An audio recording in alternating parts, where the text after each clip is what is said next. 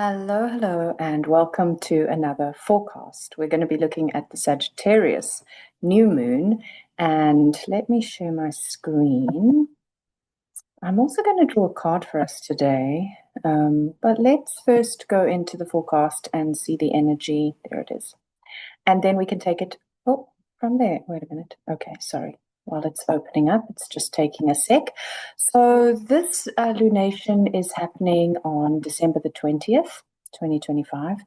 It is our last new moon for the year, and it is going to be just at that solstice point. So it's a little extra potent for us because solstice is, well, as you can see, from both here on the side where you can see the sun and moon are at 28 degrees and 24 minutes. And then you can see that here in the chart, the sun and moon are 28 degrees and 24 minutes of Sagittarius on the 20th of December. And on the 21st of December, it will clock over to 0 degrees of probably later in the day on the 21st. It'll clock over into 0 degrees of Capricorn, and that is when we have winter solstice in the northern hemisphere and summer solstice here in the south, where I obviously live in South Africa. And so these solstice points are really important. So this new moon is ostensibly fairly similar to the solstice chart. And when we look at equinox and solstice readings, so those 4 points, the equinoxes are the midpoints. You might look at them as being like a first quarter and a last quarter moon. So when the moon looks like a half in the sky, that is a midway point between new and full moon. So when I do these forecasts, we do a new moon and a full moon forecast, but they're 2 weeks apart. The week between that, so 1 week after new moon, we have the first quarter, a week later, full moon, a week later, last quarter, a week later, new moon again. So it's a 4-week cycle, 28-day cycle. It's more like 29 and a half day cycle, to be honest, but basically that's how it works, right? So this is a continuous cycle. So and this happens every month when we're talking about the moon's journey around the wheel of the zodiac, if we're looking at it visually in this way, but also you've a really good idea to sight the moon, to go out and actually see, well, where is the moon? What phase is she in? And learn your moon phases and draw your moon phases. That's a really good way to embody and integrate the moon and her phases and her different moods and outfits and things that she wears by phase. So by phase is saying new moon. We then add a lot more nuance when we say, well, the new moon in Sagittarius is going to have a very different energy to the new moon in Scorpio, which was the one before it, or the new moon in Capricorn, which is the one that follows it. So then we can start getting a little bit more nuanced with the energetics. But a new moon's a new moon's a new moon, right? So the winter solstice is like a new moon, and the summer solstice, which for in the southern hemisphere we're having summer solstice, but that's like a full moon, and the equinox points are like first and last quarter. So they are the midpoints, equal day, equal night. Those are always good times for us to work more on balancing, but equinox points are more extreme. So here we find ourselves at the extreme, and of course that is opposite for whichever hemisphere we're in. So if you live in the northern hemisphere, you're in the extreme of winter, in the dark, in the cave. But what it does signify is the turning point, because when you get to the deepest, darkest depth of that winter, it's going to only go up from there. You're going to be starting to return to the light. Just as for us here in the southern hemisphere, when we hit summer solstice, we're in the brightest, lightest height of that summer, and that means we're at a turning point and it's time to start our descent into winter. So these are extreme energies. And also, if we look at the chart of a solstice point, for example, it gives us an indication of what the next season will show us. And this is not the solstice chart. This is a new moon chart, but the solstice chart's a couple, less than 2 days later. So it's going to be similar. The moon will be in a different sign. The moon will be in Capricorn, not in a Sagittarius. The sun will be in Capricorn, not in Sagittarius. So we'll have a different feel, but a lot of the energy of this new moon is going to perpetuate for a longer season than just this new moon until the next new moon, because it's very similar to the solstice chart. So when we look at solstices, we could say that this solstice chart, whether you're in winter or summer, will take you to the next solstice chart, which will be your opposite season. But it'll also take you to the next equinox chart. So that's going to be a smaller 4-month period. 3-month period, sorry. That's going to take you 3 months or 6 months. So it just gives you another way to play with energies and see the sort of theme, or literally the word season is the perfect word for it, because it's how nature shows us her different rhythms in the seasons. And we can, as we become more connected to nature and her rhythms and her cycles, which is Mother Earth and her seasons, which is the stars and their themes and seasons, this is going to help us to get more into our own bodies and be more grounded and practical and experiential in our lives, rather than up in our heads, which is where we've spent a lot of the last few centuries, cultivating more of our minds and forgetting our bodies and forgetting the body of Mother Earth and nature around us. And I feel like that's something we all need to be paying more attention to. I mean, the world has been showing us, like and I'm not talking about the people in the world, I'm talking about the earth, has been showing us some crazy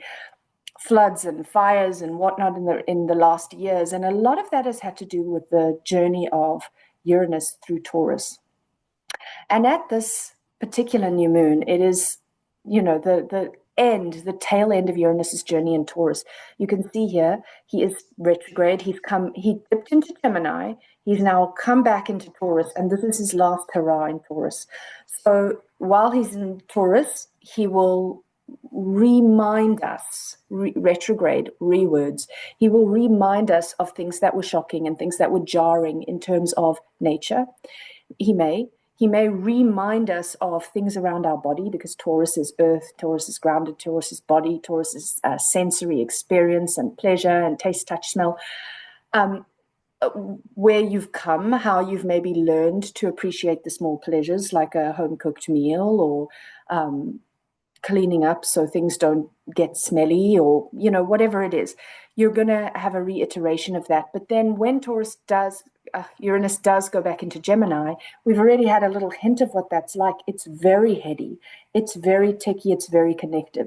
So it will be a good thing for us to just drop back into the memory of the 7 years that Uranus journeyed through Taurus, where we saw all these crazy floods and earthquakes and fires and probably experienced a lot of need to get more into our bodies, to eat better, whatever it was for each of us individually, because of course we're all going to experience through our own lens and through our own country of origin, through our own skin color, gender, like whatever our life is going to dictate to us. So it's about, in my readings, it's not so much about, I bring in the collective, but what I'm hoping that you will do is start to look at the you within the themes that I'm kind of speaking into. How does that apply to me? How has that been showing up for me?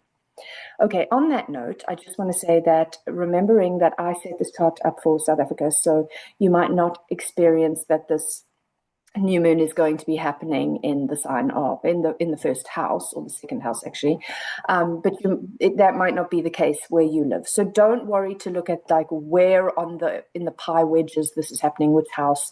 Rather go and say, do I have anything in the last degrees of Sagittarius, or the last degrees of the other mutable signs, because Sagittarius is a mutable sign. The full moon 2 weeks prior to this was in mutable Gemini, which is the opposite sign. And then your other mutable signs are Virgo and Pisces. So you will always just take it to the 3 signs away, or Sagittarius, 1, 2, 3, Pisces, 1, 2, 3, Gemini, 1, 2, 3, Virgo. Those are your mutable signs. So do you have anything in the late degrees of the mutables? Now, if you have anything in the late degrees of anything, it's going to feel this more than if you have something, and even early degrees, in fact, because it's so late. 28 degrees, the last couple of degrees. You may also feel if you have in the first few degrees of the cardinal signs. So let's practice that again. So the next cardinal sign, where the sun is moving within less than 2 days, where the moon is moving within really probably a few hours of this new moon into Capricorn. So that is the first cardinal sign we're looking at. It's not the first cardinal sign. It's actually the last cardinal sign, but we're looking at it as the first for this little practice run. Now we want to go, what's the next cardinal sign after Capricorn? 1, 2, 3, Aries. 1, 2, 3, Cancer. 1, 2, 1, 2, 3, Libra. Okay, those are your cardinal signs. And so the last degrees of the mutables and the first degrees of the cardinals, you're going to feel this the most, because those will be the oppositions and the squares, much like what I just explained about full moon, new moon, first quarter moon, full moon, last quarter moon, new moon again. Those are right angles, 90 degrees, or 120, those oppositions, 180, excuse me. And those are difficult, those are more difficult conversations. So if this new moon at 28 degrees, let's make it a little bit more complex. We could say if you have something at like near 28 degrees of Gemini, which I do because my sun is at 26 degrees. So that would equate for me. But let's make it a little bit more confusing. So because it's, well, mutable Sagittarius to mutable Gemini. But what if you had a planet at 0? My sun has Venus at 0 Cancer. He's going to feel this. Okay. So that's an opposition. So then you would look at that planet. So for me, that opposition is happening in against my sun. So that means the sun is opposite my sun at this time. So it's almost like forcing me to look at a different way to shine, a different way to express my purpose than my natal chart would say. Whereas, let's say my sun, who has his Venus there, it's like the light of the sun and the nurturance of the moon is as far as they can get from his moon-ruled Venus at that point. So is he reevaluating something? Like, is there a different way to show up and nourish myself? Should I be a little bit more adventurous? So you might look at the planet that is opposition or square to this new moon and get a little bit of a better flavor of how it might be pushing your buttons. But anywhere in the chart, late degrees of something, early degrees of something will feel this, but some of them will be easier conversations. A trine or a sextile, that's like, hey, let's work together. So it really does help you to start getting a handle on your chart. And then every time you listen to a forecast by me or anybody else who does this, you can think, ooh, like I know I have my sun at 26 degrees of Gemini. So I know, ooh, well, 26 degrees, anything happening near and around 26 degrees of a sign, I'm going to go, ooh, that's a degree point that I want to pay attention to. How does that impact me? And you don't always have to even write the story before it happens. You can just ask the question. And then you live your new moon. And you go, let's be open. Let's watch and see how it shows up. So Sagittarius is a sign of the philosopher. It's a real want to explore other things, other religions, other philosophies, other cuisines, other cultures, other countries, where Gemini, its opposite, is much more early learning, learning from your siblings, learning from your cousins, learning from playing with your neighbors, going to play school, and learning in these early learning kind of ways, getting in the car with your mom and going to the grocery store and knowing that you have a sporting activity in this direction, local environment, early learning, nearby my community in which I live. And that's very impacted if you suddenly move town. When you're a child, you can even go back to being a child if you moved schools, if you moved towns, if your neighbor was your best friend and your neighbor moved away, like any of those kinds of things. Those are big learning things, but they're happening in a smaller environment. Sagittarius offers us the opposite. Well, the same, but in a bigger way. And this is always the catch with the signs opposite each other. They're really talking about the same theme, this axis. It's the same themes, but it's expressed differently, or it's seen through a different lens. So Sagittarius says, I've finished school now. I think I should go and travel the world. I think I should go and visit Auntie so-and-so on another continent. Or I have grown up in my family environment, but my mother or father was from a different kind of upbringing to the way that they raised me. I want to go learn more about that upbringing. I want to go understand my father's religion better, or whatever it is. So, or maybe it's even going to university, because it is higher learning, higher education. So it can be, okay, my next step is to get out of home and to go maybe across the country to go and study at a university. So this is Sagittarius's offer for us. I mean, we're not all going to be at that stage where we're ready to travel the world, or we've just finished school, of course.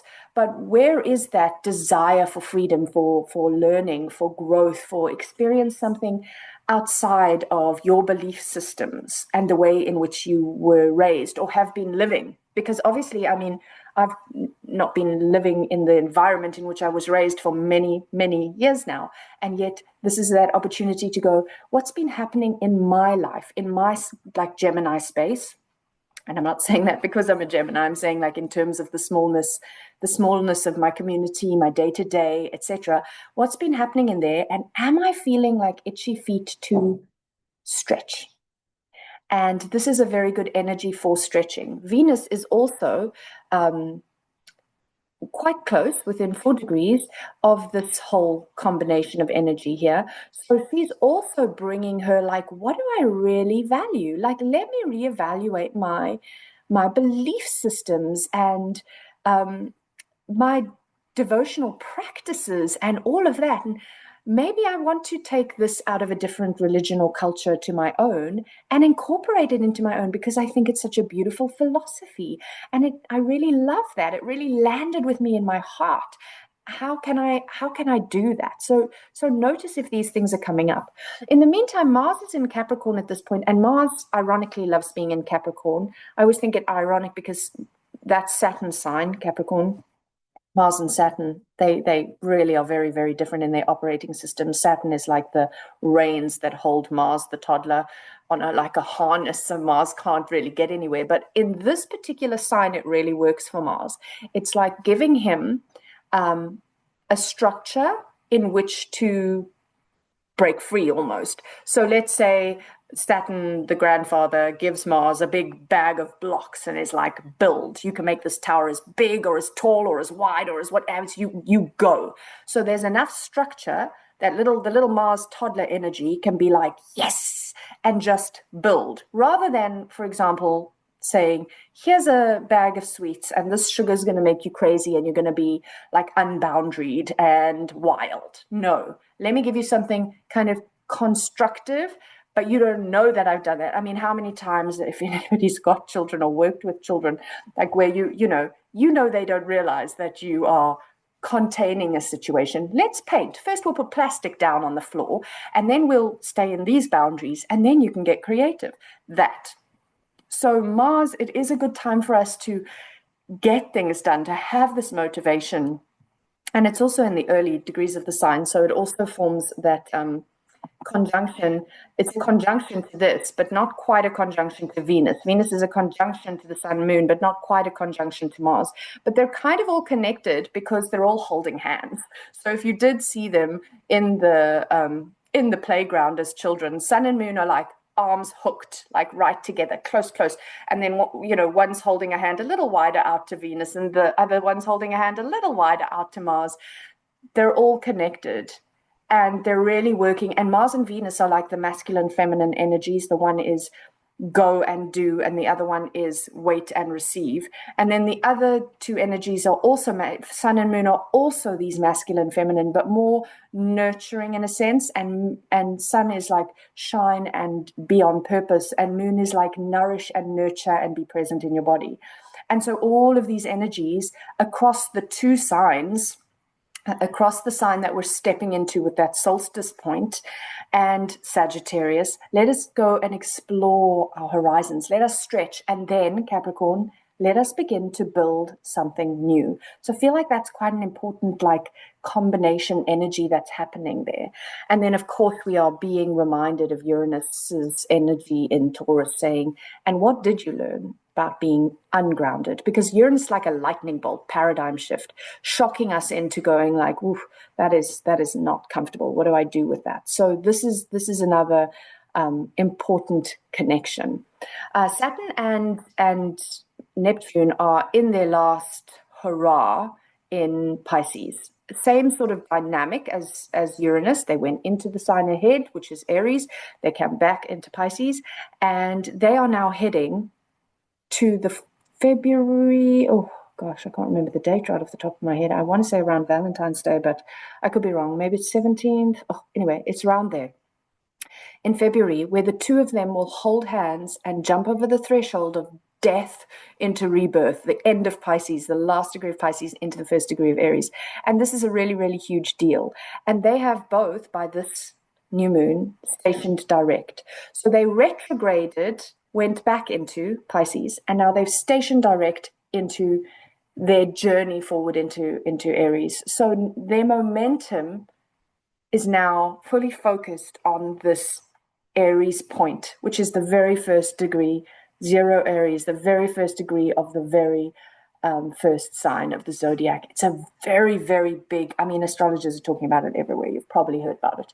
So if you follow any astrology. So this is a very big deal. And again, with that feeling of, because Pisces is a sign ruled by Jupiter. Sagittarius, this moon, is ruled by Jupiter. So both of these signs are ruled by Jupiter, who at this point is in the very nurturing Cancer, getting towards the end of his time in Cancer in terms of degree points. He's at 22 degrees, but he is currently retrograded in this new moon. So, but Jupiter is about expansion, is about luck, is about what blessings, is about philosophies and belief systems and all of that. So a lot of those Sagittarian things that I spoke about for the new moon, but also in terms of Pisces, you know, the dream of a better future, the dream of something greater, the dream of being born again into a new earth, a new human. And that's where Sagittarius, that's where Saturn and Neptune have been working within the last degrees for some time now of Pisces. And then they started to do like a dress rehearsal, is how Pam Gregory phrased it, which I loved, a dress rehearsal when those two, and then Uranus also stepped into Gemini, a dress rehearsal of what's coming for us, because it's huge that all of the outer planets have moved within the few years of each other. And so now these two are focused on pretty much birth. It's time to be birthed. The last degrees of Pisces can be thought of as the birth canal, because then the first degree of Aries is crowning and being born. So this is their focus now. It's time to move forward. It's time to step into whatever comes next. I don't think I want to go too much more into this, or it's going to get a little long. So I like to knock my deck, to shuffle my cards, and I just want to get a new moon theme in Sagittarius for us all. You will take from it what you will as it incorporates into your own life's experiences. I like to just wait till there we go, card jumps up. Oh, love that. I love that. Okay, wait, I'm going to stop the share so that I can show you this a little bit better. There we go. 9 of Pentacles. What a beautiful energy. And it's really, 9s are pretty much the end of a journey and almost completion and almost fruition, which is also exactly what the last degrees of a sign are, the completion of something. And in this, it's an earth card. Pentacles always represents earth. And so we've talked about that reminder to get earthed with the Capricorn energy, where we're about to move into at the point of this new moon, where Mars is already there, and also the Taurus influence with Uranus back in Taurus. Those are both earth archetypes along with Virgo. And here we're looking at this earth card. She's wearing this beautiful white dress, which is about symbolizing purity, honesty, truth. There's a beautiful bird on there, which represents the element of air. So even though this is an earth card, we have the peaceful dove that of the air element. We have this beautiful bowl here, which represents cups, which represents water in the tarot, which is our emotional intelligence, our ability to be reflective and intuitive. We also have, let me just find it right here on the tiny, I don't know if you can see a little candle, and that brings in the element of fire, so that we have that, and this is a fire moon, so we have that power and energy and drive and creativity. Fire is also the moon of Sagittarius, which is a fire sign, but Sagittarius is often symbolized with candles because candles are used in devotional practices, and Sagittarius is an exceptionally devotional type of sign, priests and prophets, for example. And then, of course, plenty of green, plenty of herbs hanging and down below. These are all the elements of earth, which is like, how do we ground and embody it? So when you have an earth card, it's about the material, it's about my body, it's about my possessions, it's about my money.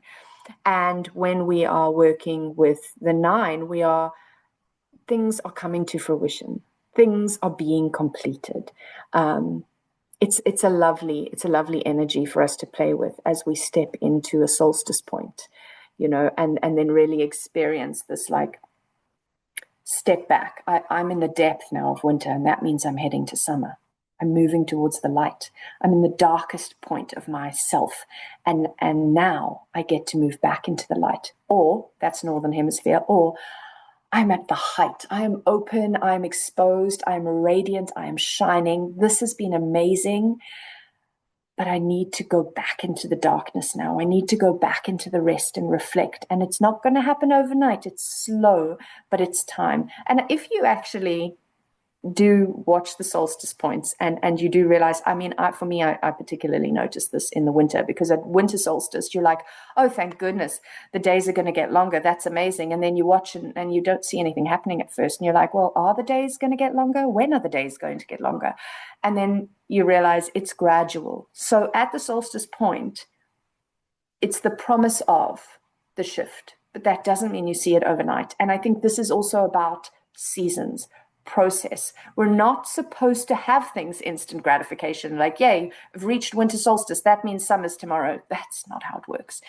Any deep work that you're doing with yourself, great, I had a breakthrough, I realized I've got abandonment issues, or I realized I've got poverty consciousness, oh, tomorrow it's gone.